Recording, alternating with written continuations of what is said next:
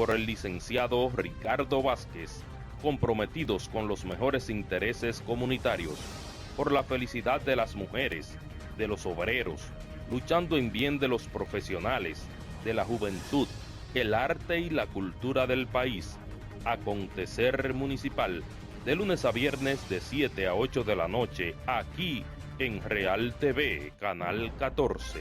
Acontecer Municipal, comunicación abierta.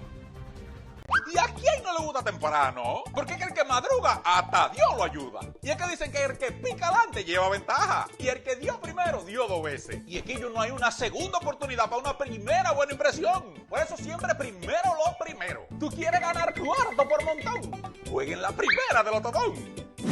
Así mismo, trompo. La suerte no se deja para después. Yo la juego en la primera. Tu lotería a las 12 del mediodía es la primera. Sorteo diario por Digital 15 y Luna TV.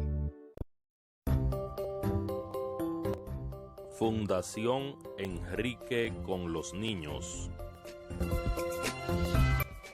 La Fundación Enrique con los Niños fue fundada el 25 de septiembre del año 2020 con el objetivo de ayudar a los niños y adultos más necesitados del municipio de Tamboril. Es una fundación de amigos creada por el señor Enrique Martínez con el propósito de ayudar a los demás.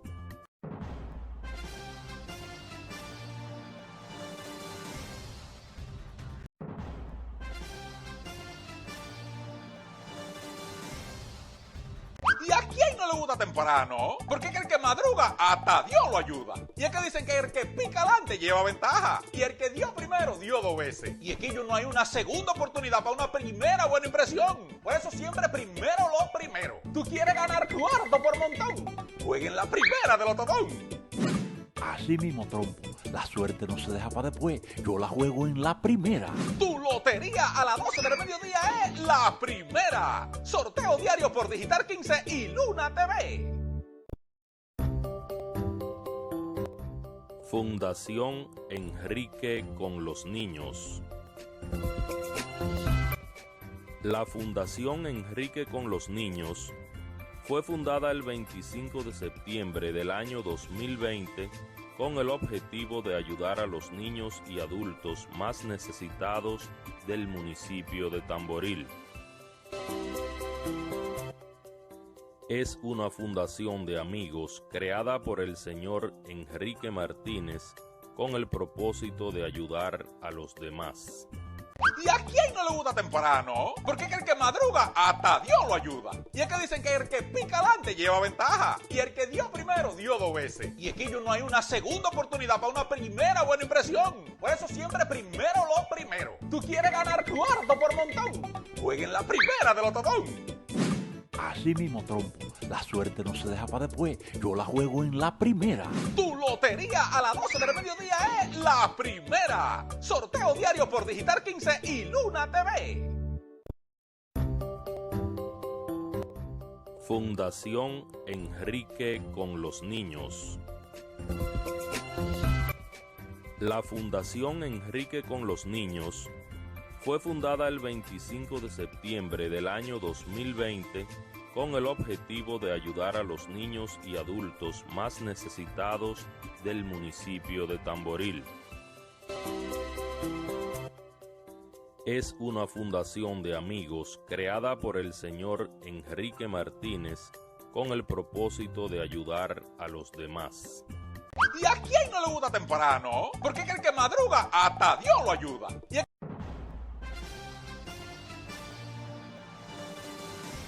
Acontecer Municipal, producido y dirigido por el licenciado Ricardo Vázquez, comprometidos con los mejores intereses comunitarios, por la felicidad de las mujeres, de los obreros, luchando en bien de los profesionales, de la juventud, el arte y la cultura del país.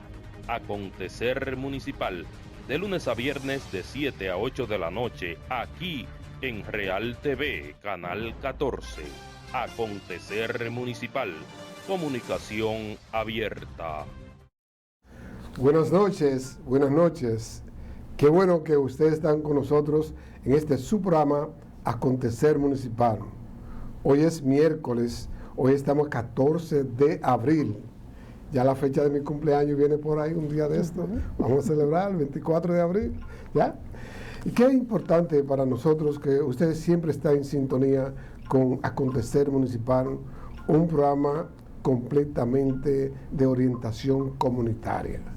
Hoy tenemos un programa VIP, porque tenemos una personalidad importantísima, no solamente para nosotros, sino para todos ustedes y, ¿por qué no?, para los dominicanos hispanoparlantes que viven en los Estados Unidos y otros países que siguen este programa a través de nuestra página cibernética.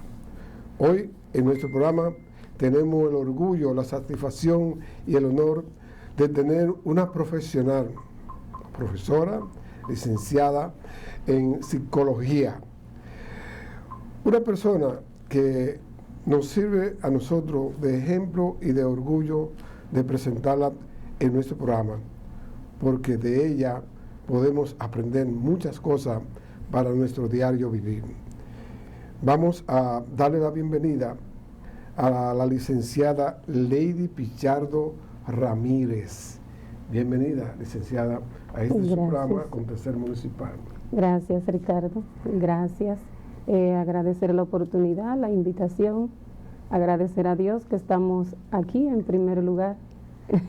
Todo lo puede, no se mueve nada, ni nada se puede hacer si no es su voluntad. Entonces agradezco mucho la oportunidad de estar aquí, de poder servir.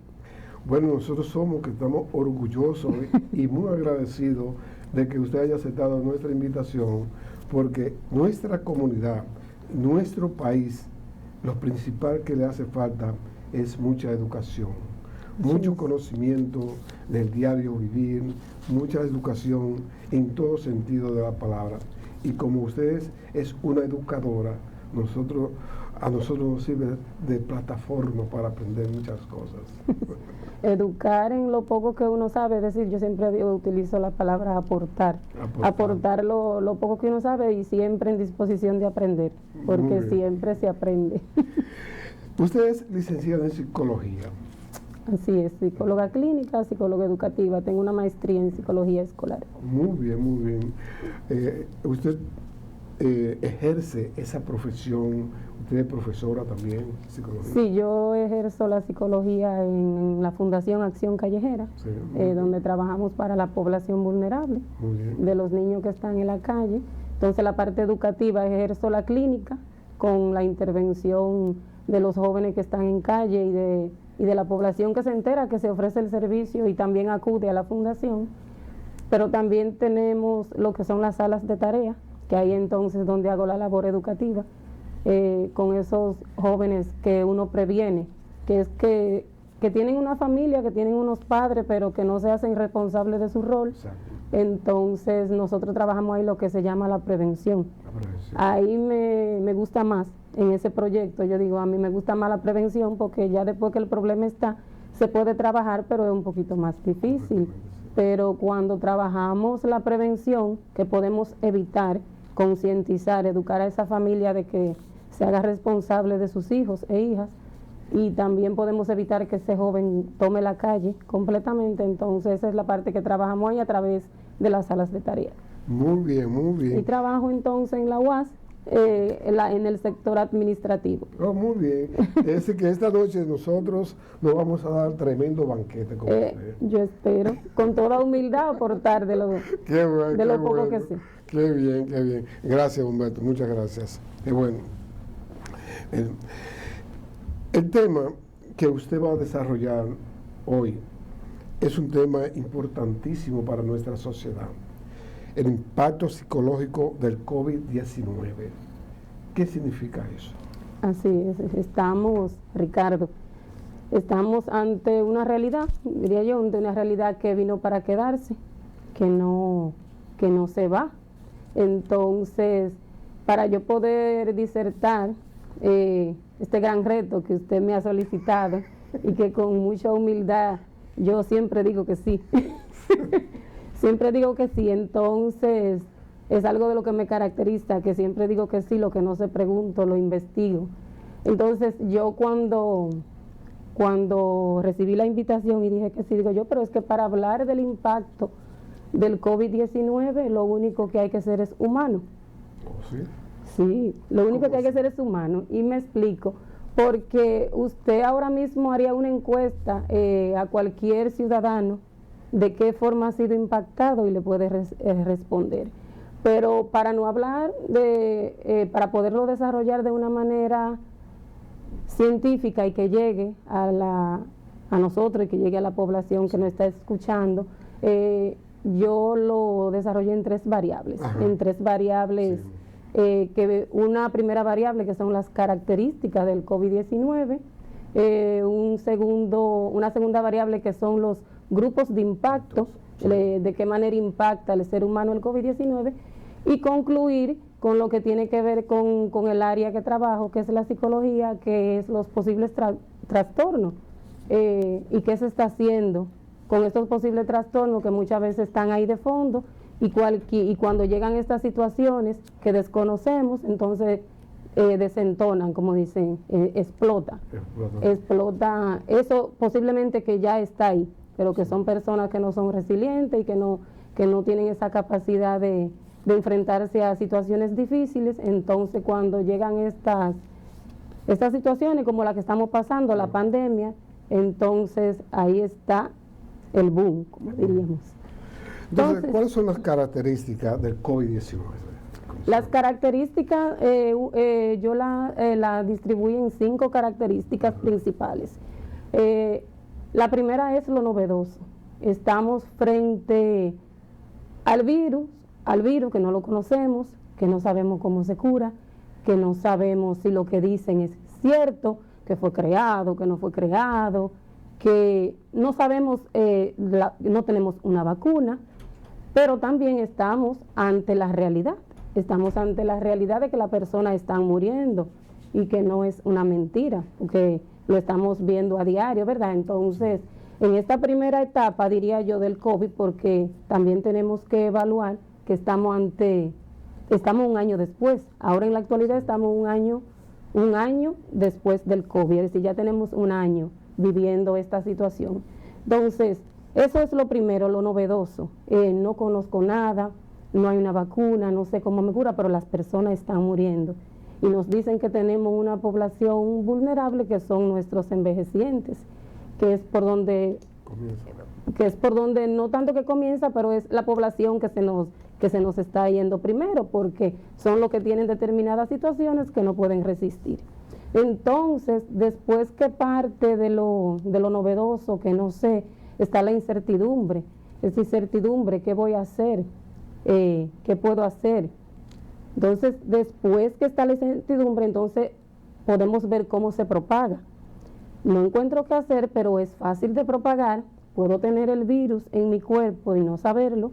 Ahora mismo, aunque tenemos el distanciamiento aquí, cualquiera de nosotros puede tener el virus, no saberlo, porque los síntomas no son visibles, incluso no se pueden sentir en la primera semana. Entonces el virus se propaga muy fácil, me contagio muy fácil, y lo que podemos visualizar es que en ocasiones, entonces ya cuando se da cuenta la persona que está infectada, sea porque se hizo una prueba, sea porque reconoce los síntomas que se están explicando a diario, entonces en muchas ocasiones esa población vulnerable, que son nuestros envejecientes, ya no hay mucho que hacer. Pero también tenemos un tercer factor que son esas medidas sanitarias. Esas medidas sanitarias que están impuestas, que son para regular, para que el ciudadano se cuide. Y usted diría, pero es que es tan difícil que la persona se lave las manos, sí, que para estornudar tenga que voltearse. Y eso es algo que a mí me decían que para comer había que lavarse las manos. Sí. Entonces ahora es como si fuera algo obligatorio, ¿verdad? Que no debería de ser. Entonces, esas medidas sanitarias, ¿y qué implica? ¿Qué implica cumplirlas o no cumplirlas? Entonces, y es algo normal. Entonces, otro factor es el personal sanitario. que tenemos. ¿Cómo se ve nuestro personal sanitario saturado ante la población? Cansado ante la población, que como lo catalogamos al principio, héroes, y lo siguen siendo. ¿Cómo se ven saturados ante la situación de una población en muchas ocasiones inconsciente, porque ahí entonces está el quinto factor que digo, de los que cumplen y de los que no cumplen? Eso viene siendo los que cumplen, viene siendo los educados, y los que no cumplen, los que les falta un poco de educación. Nosotros en psicología le llamamos el estado de la negación. El estado de la negación. Para no decir que no son educados ni que no son educados. Nosotros, y el ciudadano, yo diría que el dominicano es el que más hace uso del estado de negar la realidad. Sí. Se niega a la realidad sabiendo que está ahí, pero se niega a la realidad. Pero, ¿qué otro factor yo le puedo agregar también? Es que somos un ente social. Sí. Somos social por naturaleza. Entonces, cuando nos vimos enfrentados al confinamiento, al distanciamiento social, a que no puedo visitar a mi familia, que no puedo visitar a mi mamá, que no puedo ir a la playa, que no puedo ir a la playa, que no me puedo beber la cervecita, que no puedo hacer un sinnúmero de cosas, entonces usted se niega a esa realidad, y entonces ahí surge que el virus es mentira, que es una política de los gobiernos, y ya usted sabrá todo lo que surgió en cuanto a negar a la realidad que estábamos viviendo, sí. Pero con una estadística diaria de una población que se nos está muriendo, y que no era de mentira, porque no eran muñequitos. Los muertos están ahí. No, los muertos están ahí. Entonces digo yo, no eran actores que cuando pase la película van a revivir. Los muertos están ahí. Entonces, el grupo de impacto. Sí, entonces, la segunda vertiente es que yo clasifiqué como grupo de impacto del COVID-19. Es esta población que ya mencioné, que es la población de los médicos, pero es la población en general, que es a donde quería hacer más énfasis. ¿Por qué la población en general? Porque este grupo que cumple y este grupo que no cumple, y se entra en ese estado de negación hasta formar lo que diría yo la catástrofe. Pero hay un punto también, Ricardo, muy importante, y es el que sigue marcando la diferencia, y es el impacto económico. ¿Cómo así? Este impacto económico porque enfrentando el virus, que no lo conocemos, como estamos conversando desde el principio, enfrentando lo desconocido, pero entonces otra realidad, ante un impacto, otro impacto, porque entonces las personas se quedaron sin empleo. Sí, muchos, miles. Muchas, y todavía tenemos miles de personas sin empleo. ¿Qué hace? Y si a eso le sumáramos qué hacen las autoridades salientes, las entrantes, ahí no quisieran yo ni entrar. Bueno, pero una realidad, una realidad. Es verdad, ahí no quisiera, porque ahí sí es verdad que necesitaríamos 2 o 3 noches para desarrollar la responsabilidad. Bueno, claro, que son los temas. Sí, para desarrollar la responsabilidad de nuestros gobernantes, de quienes deben garantizar que nuestra población coma, bueno, que tenga empleo. De hecho, el pasado gobierno no hizo nada completamente. Absolutamente nada. Estaban jugando. Sí. El pasado gobierno se pareció al gobierno de los Estados Unidos con Donald Trump, que no hizo nada, ni el de nosotros, que se fue y no hizo nada. Y le dejó todo el problema a ustedes, los profesionales. Así es.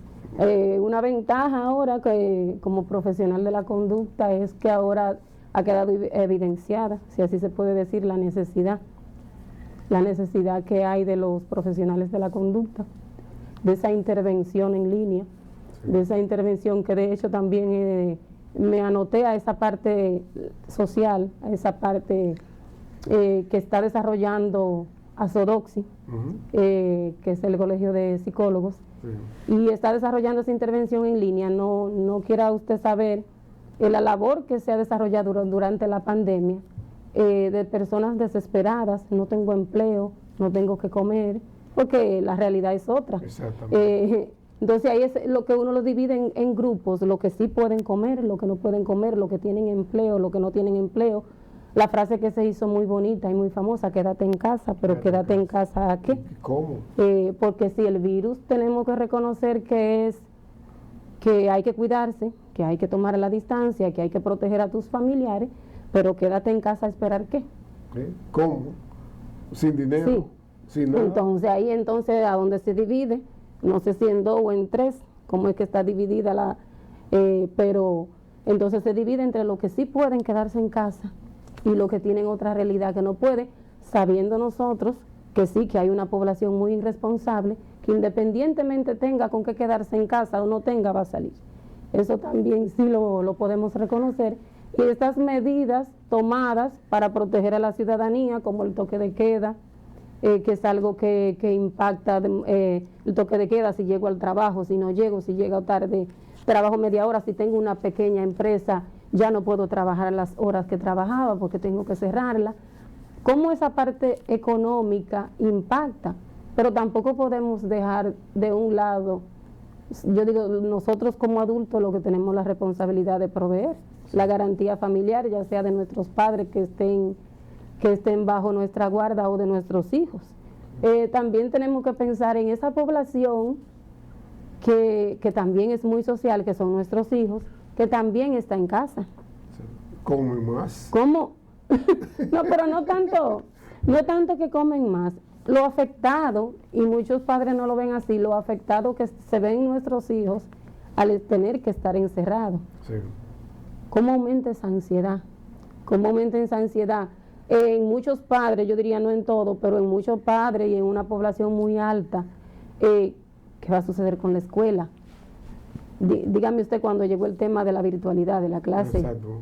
Y no que llegó, porque la virtualidad la hemos tenido siempre, pero cuando se tienen que enfrentar a los padres a la situación de que tienen que integrarse a trabajar, porque entonces ya vimos, después que pasaron 3 meses, que hay que integrarse por lo mismo, porque quédate en casa, pero quédate en casa haciendo qué, cómo, cuáles son las condiciones para ello. No, entonces hay que integrarse. Los niños no pueden perder el año escolar, pero no todos los niños tenían las herramientas, tenían el internet, pero vamos a poner que todo eso fue suplido, como ha ido sucediendo en la marcha, pero no tienen las condiciones de ese apoyo que necesitan maestro, padre, para poder encaminar esos estudios, que es otra normalidad. Yo puedo decir como madre, puedo decir que ya, por ejemplo, los míos están encaminados. Los míos están encaminados. Yo puedo darme el lujo de salir de la casa y las niñas saben a qué hora tienen clase, saben encender su computador, cuando necesitan ayuda la solicitan, pero ¿pueden decir eso todos los padres? No pueden decir eso todos los padres, porque no todos tienen las condiciones, pero también tenemos esa población de padres irresponsables, nuestros, que da pena decirlo, hijos de huérfanos de padres vivos, Sí. que eso, independientemente haya pandemia o no, nunca van a hacer nada, pero ¿qué política de Estado hay para resolver esa situación? Entonces, podemos colegir, Lady, que los niños que están con su madre, las llamadas madres solteras, esos niños tienen mayor sufrimiento que los que viven con su padre y su madre. Eso es, ¿cómo le digo? Porque yo siempre digo que la madre tiene un rol de mucho sacrificio, pero no me gusta quitar valor a ese rol del padre, pero ya usted me está especificando a una madre soltera. A una madre soltera, pero vamos a ver soltera que no es viuda, no es que ese padre murió, No. es soltera, porque ahí yo siempre hago, usted no tiene esa pareja, usted no está obligado a vivir con esa pareja, si hay situaciones que no coinciden, no nacieron juntos, bueno, sí, pero usted se separó de esa pareja, no del hijo. No de los hijos. No de los hijos, entonces, pero entonces, ¿en qué sociedad que vivimos? ¿Qué es lo que nosotros podemos ver a diario? Que se separaron, pero esa madre tiene que asumir ese rol sola. Exactamente. Entonces esos niños evidentemente sufren.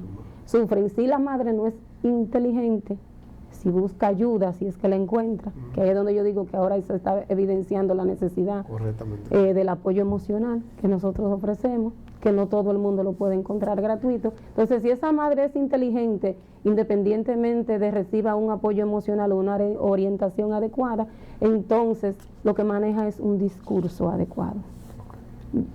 ¿A qué me refiero con un discurso adecuado? De siempre verbalizar de manera positiva la resiliencia, la fortaleza y el crecimiento, tanto de ella, porque se educa con el ejemplo, como de esos hijos.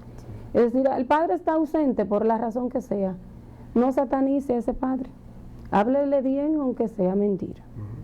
Y eduque con el ejemplo. Y es difícil, pero eduque con el ejemplo, que al final ese hijo se va a dar cuenta a dónde hubo más, quién puso más, como dice la canción al final. ¿La madre o el padre?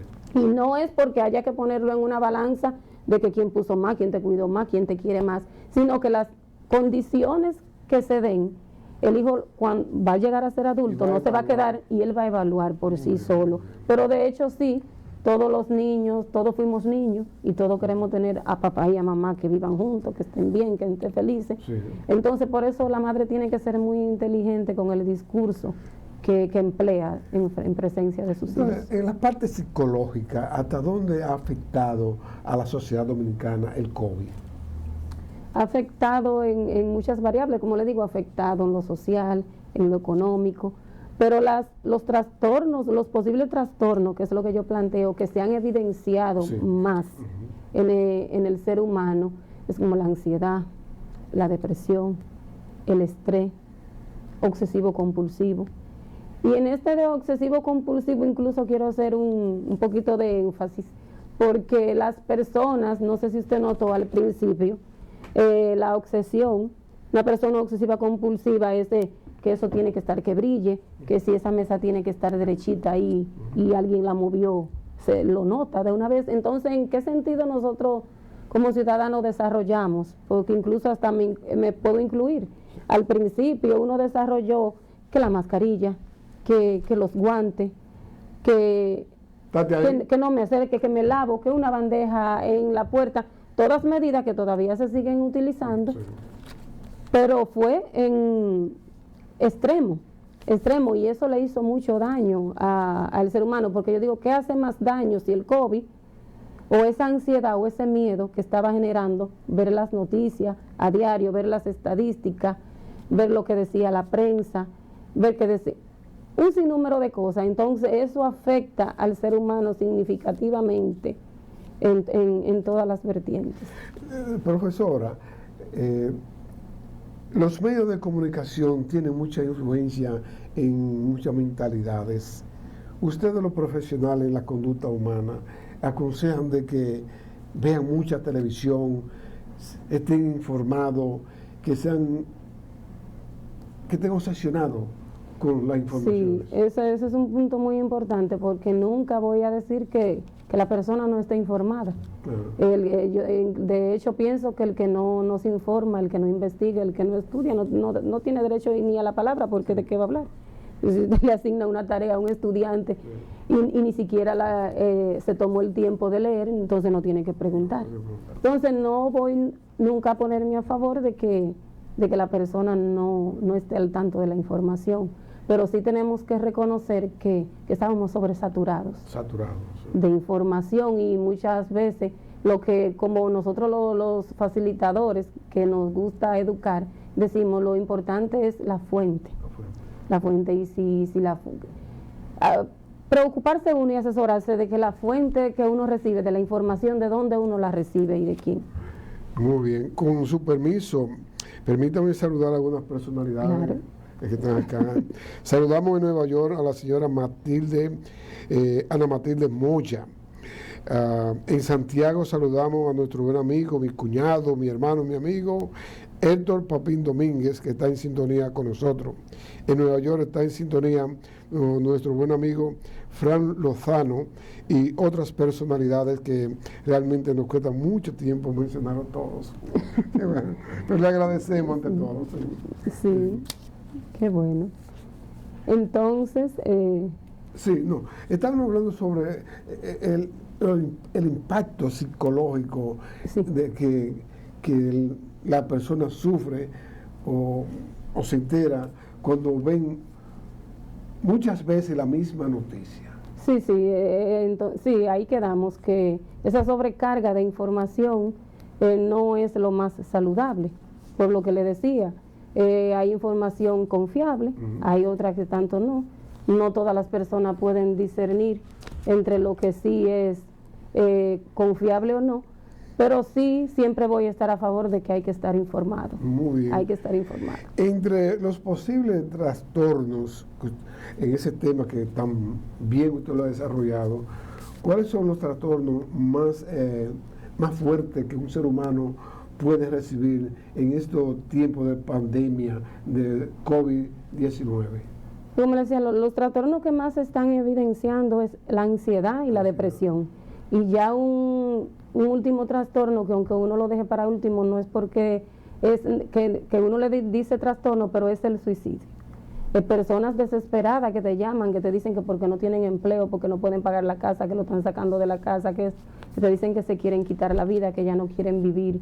Incluso yo tuve llamadas de enfermeras, de pacientes, que me decían, es decir, pacientes en el caso de que yo la trataba como paciente, pero enfermeras que ya estaban desesperadas, que no aguantaban la situación, que no querían llegar a la casa, los médicos nuestros muriendo. Pero hay algo como que yo catalogo como el impacto mayor que hemos recibido en cuanto a lo que se refiere al COVID-19, en cuanto a la población en general, y fue el primer impacto que nos expusimos todos, que todavía de hecho estamos viviendo, aunque ya ha disminuido. Es cuando nos decían que el familiar tiene el COVID, que es el paciente, ¿verdad? Entonces usted no sabía, está allá, pero no sabía si iba a regresar. Y ese dolor, este duelo, trabajar el duelo, nosotros como psicólogos, esa es la parte más difícil. Esa es a donde quiero llegar. Y ya también cuando se moría la persona, el paciente, que no se lo entregaba. Esa es la situación, esa fue es y sigue siendo la parte más difícil, ahora menos. Pienso que las medidas han disminuido en ese sentido, o no es que han disminuido, sino que le han permitido a la población por lo menos entregarle el familiar, y ya hay menos restricción en cuanto a eso, pero al principio usted sabe que no le permitían llevar el familiar a la casa, que era de donde moría, del centro médico al cementerio. En muchas ocasiones familiares no pudieron ver a su familiar. Exactamente. Ahí entra la comunicación, ya sea, en este caso se vio evidenciada, y instituciones, tengo entendido, aportaron mucho en cuanto a esa comunicación telefónica que necesitaba el paciente después que estaba, para comunicarse con sus familiares, porque entonces no lo podía visitar, ni podía estar presente. Profesora, otra parte de la población que sufre fuertemente en esta situación de el COVID-19 son las personas que viven solas. Háblenos un poco sobre eso. Sí, quedó evidenciado, incluso con esta última parte que estábamos conversando, es como le digo, esa parte social que tiene el ser humano, que queda identificada en todos los sentidos, y quedó evidenciado incluso en los pacientes, la recuperación de la persona que sí tenía compañía, a las personas, por ejemplo, que estaban en UCI. En la revisión de la literatura que he hecho en cuanto al tema, hay unas recomendaciones que decían de personas que tuvieron una recuperación más rápida porque contaban con el apoyo familiar, porque contaban con esa visita, y personas que murieron y no fue por el COVID, que murieron por la soledad. Ansiedad. Porque se sentían solos, se deprimían, no sabían, todos estábamos ante un virus desconocido que al principio todo que le daba se iba a morir. Sí. Entonces, a veces esa angustia, esa depresión, esa tristeza, esa soledad a la que se veían sometidos, me voy a trancar aquí en mi habitación, que sea en la casa, para no infectar a mí y demás familiares, eso terminaba acabando con la vida de la persona antes que el virus. Entonces sí, el ser humano es un ente social que es le hace mucha falta, por no decir dependencia, porque la dependencia es otro trastorno que hay que trabajar. Exactamente. No podemos caer en la dependencia, pero sí es necesaria esa compañía, ese calor humano. Entonces, el impacto psicológico de nosotros los dominicanos hispanos parlantes, de los seres humanos en sentido general, ha sido fuertemente causado por el COVID-19, ese impacto que se está viviendo actualmente. Claro, ese impacto es, como le digo, ese impacto de estar frente a un virus desconocido, que ya no es desconocido, que ahí, porque ya tenemos mucha información, ya sabemos que a los que nos está dando no estamos muriendo, que sí hay una población vulnerable que tenemos que seguir cuidando, y estamos también frente a este impacto económico que se sigue trabajando porque hay una alta población sin empleo que todavía necesita de ayuda y de apoyo económico en todos los sentidos, y la pandemia es la que ha generado esta situación en los seres humanos. En los seres humanos. Entonces, usted como profesional, ¿cuáles son esos consejos que necesitan muchas personas, hombres, mujeres, jóvenes, mayores, teenagers, para evitar el contagio? Sí, son esas medidas sanitarias que están impuestas desde el principio y que muchas personas todavía se niegan a cumplir, que ahí es donde le hablaba del estado de la negación, pero que ya no se pueden dar el lujo de decir que no están informados, que no saben lo que tienen que hacer.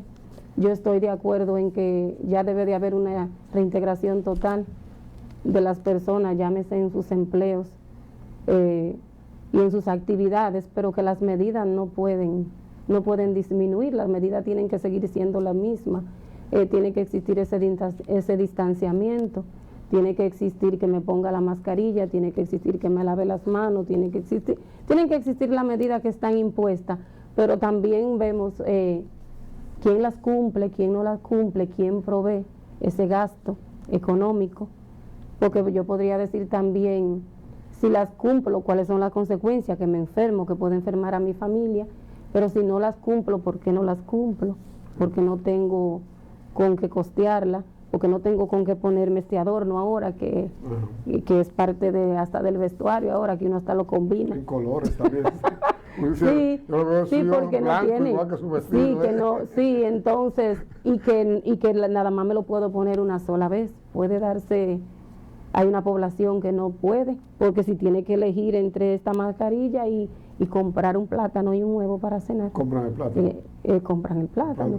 Entonces es una situación difícil, sí, que es como digo, que solo las personas resilientes, y yo pienso que los dominicanos tenemos mucho de eso, una gran población es muy resiliente, podemos salir y enfrentar las adversidades y salir airosos. Eso es algo que yo pude evidenciar en la pandemia, y algo que yo pude evidenciar también muy a favor es la empatía. La empatía que tuvimos como dominicanos, esa solidaridad de compartir lo poco que tengo con el que no tiene nada. Un consejo, algo también que me impactó mucho y que en una reflexión que hacíamos con otro grupo de personas, a mí me tocó mucho un comentario que hizo alguien, que ella decía, si era una persona mayor, decía, si fuera al revés, ella decía, lo que más me duele de las personas que estaban muriendo y de lo que estaba sucediendo, era de la forma en la que a ella le había impactado. Y ella decía, lo que más me duele es que si fuera al revés, decía la señora, si fuera que la población vulnerable no fuéramos nosotros, los envejecientes, si fuera que la población vulnerable fueran los jóvenes, fueran los niños, la población envejeciente hubiese muerto de hambre y no del virus, porque la población envejeciente no hubiera dudado ni un momento en quedarse trancado en casa y no salir. Exacto. Sí.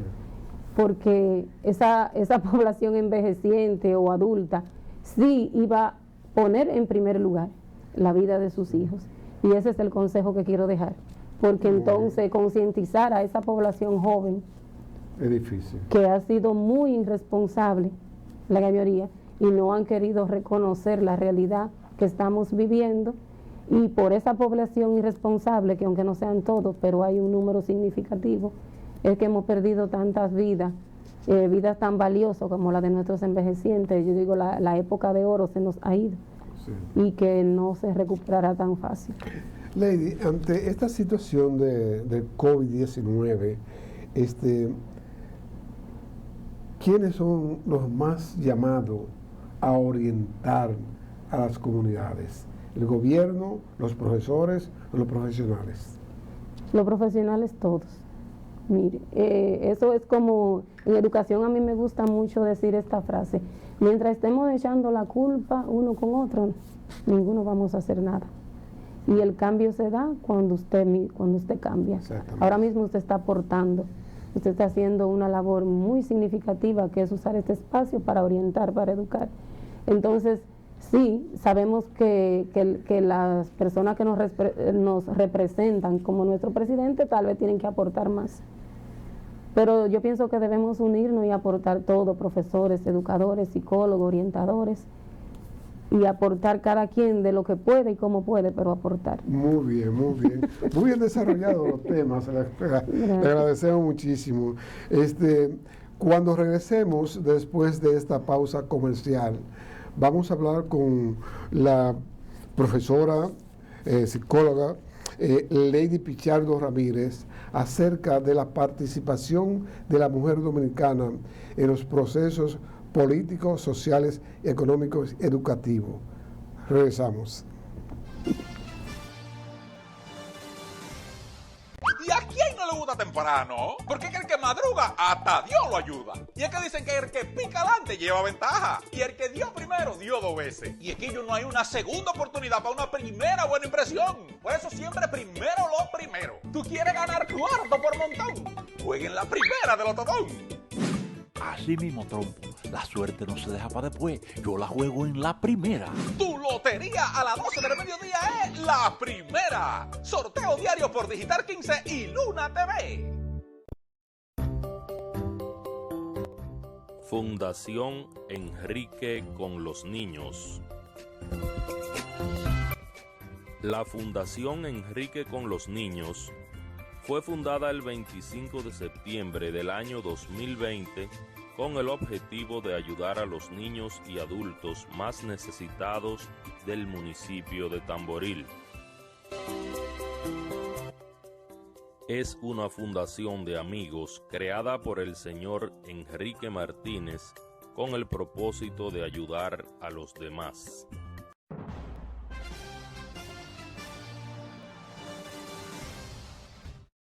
Se guindan y no ejercen. Vamos a decirse a los amigos televidentes. Le vamos a decir eso. Lady, la mujer dominicana está estudiando más que los hombres. Están trabajando en las empresas. Ya vemos mujeres que son taxistas, mujeres que son policías, que son hasta guardia, que son electricistas. Usted la ve allá arriba más o menos. Está muy bien. ¿Cree usted que se llegará el tiempo de que la mujer sea que domine la sociedad? No, yo no aspiro a tanto.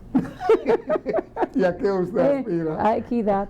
A equidad. Equidad. Que seamos iguales. Yo pienso, no, por lo menos no una igualdad biológica, que es donde las personas se confunden, diría yo, confunde el término, pero sí a equidad, que si hay que mover esa mesa, y usted la puede mover, yo también pero la puedo mover. Que si el hombre gana 40 pesos, que la mujer ahí sí, esa es la equidad que la mujer busca. Pero vamos a volver en las universidades dominicanas. Antes habían 40 hombres por 2 mujeres.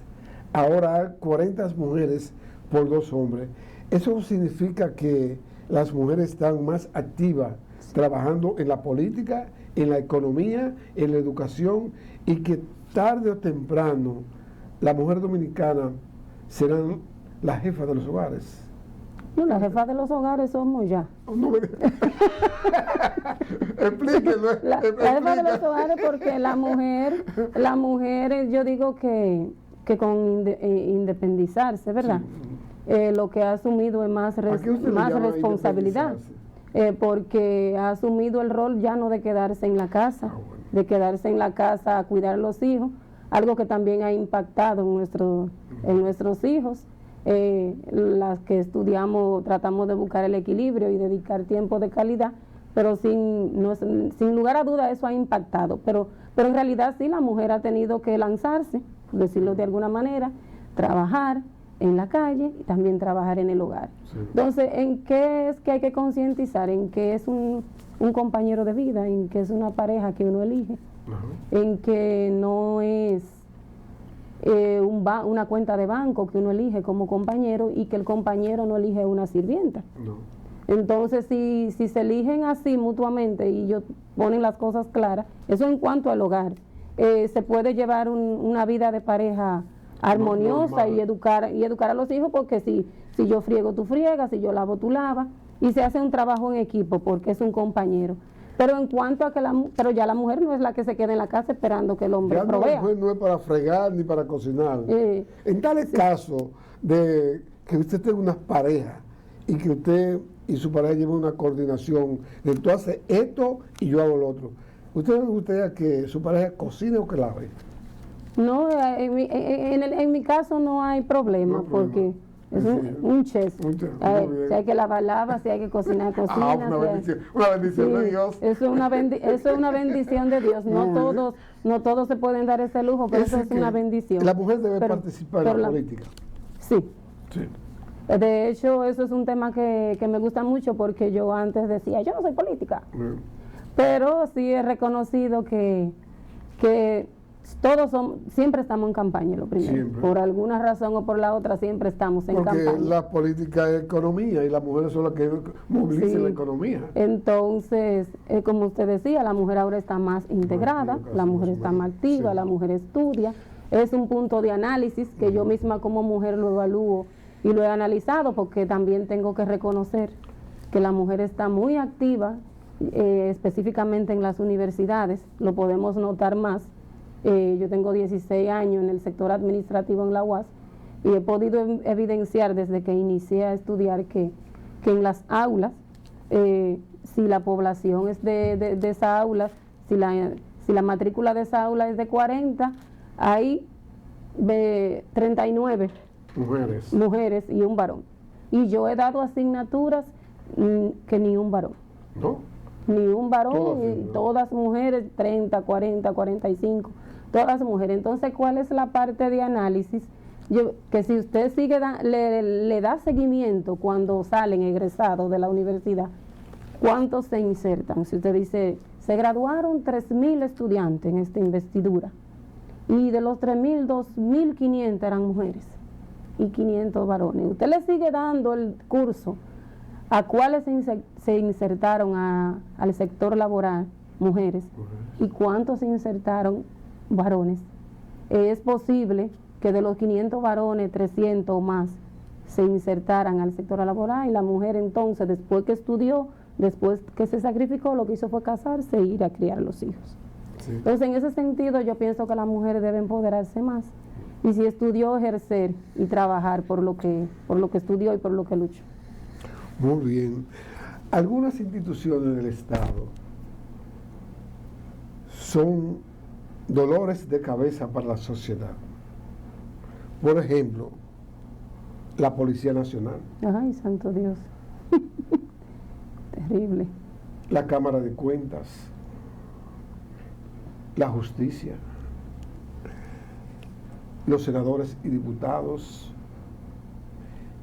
¿Qué debe hacer la sociedad dominicana para cambiar ese estado de descomposición desde la alta esfera? Bueno, eso es bien, no sé, yo tal vez no tengo porque como ciudadana me siento impotente ante ante la situación que estamos viviendo, específicamente con esta que usted plantea, con la justicia, con la Policía Nacional. Y puedo poner un caso que me llenó de impotencia, que fue este caso, el acontecimiento. Entonces nosotros decimos, ¿y por qué? Porque son seres humanos, son ciudadanos, ellos también, aunque son policías, tienen una familia. Pero ¿qué se hace con esas personas? Es una pregunta que yo también me hago como ciudadana. Acaban de quitarle la vida a una pareja de recién casados, pastores, tengo entendido, y no hay explicación, un boom en las noticias, información, una ciudadanía indignada e impotente, pero cuando viene a ver en unos días ya no se habla más del asunto y todo se quedó ahí. Entonces, ¿pero qué se está haciendo para cambiar ese sistema? Ese sistema de violencia arrastrando que tenemos tanto en la policía como en otras instituciones de las que usted ha mencionado. Y hay que trabajar mucho y los ciudadanos estamos, yo me incluyo en esa parte, estamos impotentes en cuanto a esa, situación. Sectores del clero dominicano, es decir, de la Iglesia Católica y otros pseudo cristianos que pertenecen a algunas sectas religiosas evangélicas, se han convertido en leones en contra de del proceso en el cambio de las leyes en cuanto a los tres causales. Tienen los sacerdotes y los pastores derecho a decidir por una mujer. No, pienso que no, incluso pienso que no, que nadie debería decidir por uno, sea mujer, sea hombre, pero en este caso específico es de la mujer, porque la mujer es la que sale embarazada, es la que da vida. Tengo que reconocer, Ricardo, que ahora sí me la ha puesto usted difícil, porque es un tema de mucho compromiso para mí, de tanto compromiso que quiero estudiarlo. Que quiero estudiarlo, no, pero le voy a decir por qué. No lo voy a dejar así. No lo voy a dejar así. Porque yo soy madre. Yo tengo hijos. Yo estoy 100% de acuerdo con la vida.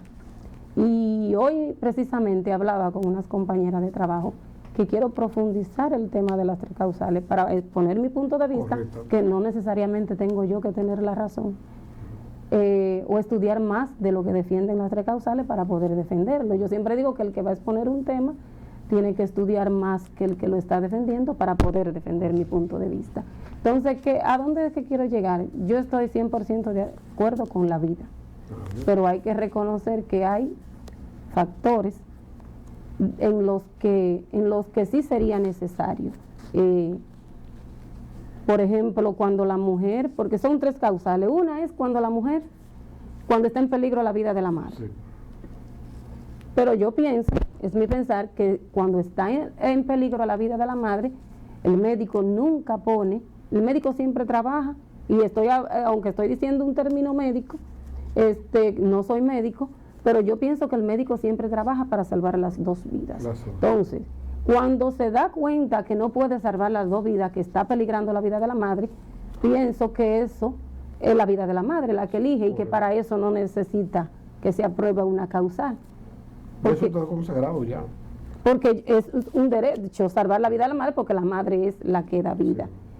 Pero hay otro factor sí, que es cuando un médico calificado, o puede ser varias opiniones médicas, no quedarse con una sola opinión, cuando ese niño viene no viable, como ellos dicen, que creo que es el término que utilizan los médicos, cuando ese niño se está demostrado que viene no viable, es lo mismo, es para salvar la vida de la madre. Sí. Entonces, si eso está demostrado, pero cuando se trata ya de violación y quede evidenciado que la madre está fuerte físicamente para traer el hijo, entonces ahí es que yo pienso como psicóloga y pienso en la vida.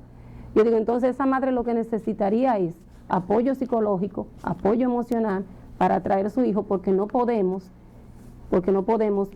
quitarle la vida al inocente, y es como si salváramos al violador, ¿verdad?